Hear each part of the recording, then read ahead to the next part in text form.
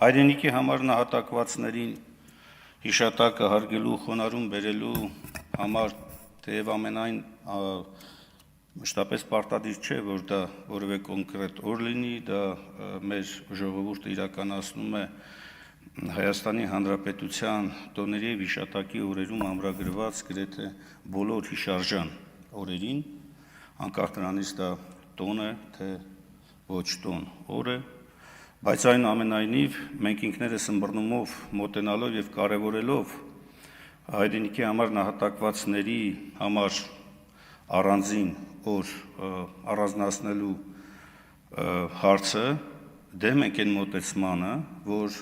մեծամասնությունը այս նախաձեռնությամբ փորձեց առաջ մղել և հիմա բերել է վերջնական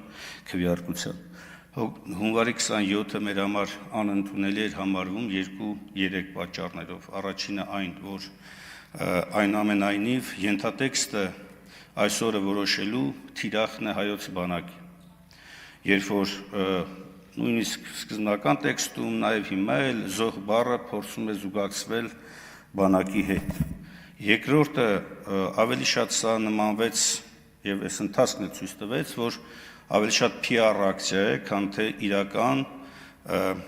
խոնարհումի և հիշատակի արժևորման նպատակ է հետապնդում։ Հակառակ դեպքում որևէ բան չէր խանգարի, որպեսզի միասնականության պայմաններում ընտրվեր այնպիսի մի օր, որը այո, կապված չէր լինի մեծ հաշվով որևէ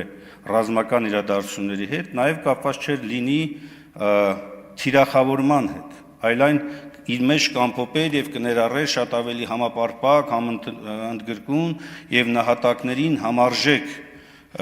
օրվա խորհուրդ, իր նաև տարվա եղանակով պայմանավորված։ Եվ երբ որ Ռուբեն Ռուբինյանը առաջին ընթերցման ընթացքում քննարկումից հետո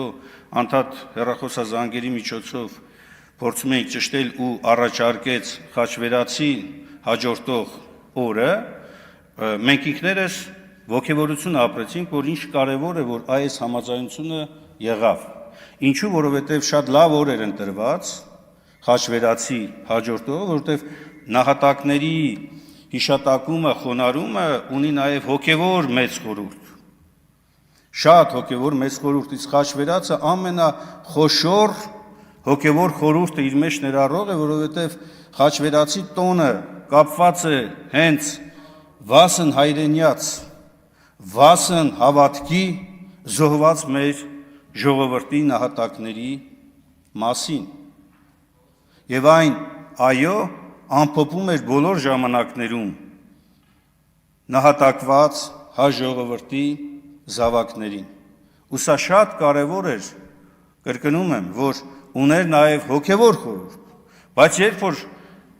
այս օրը ներկայացվում է որպես արդեն մերժում քաղաքացիական պայմանագիր խմբակցության կողմից, մենք եկանք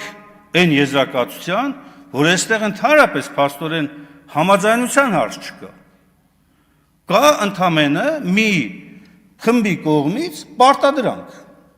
Այս մոտեցումը մեր համար մերժելի է, ընդունելի չէ։ Ուզում էիք միասնականություն, կար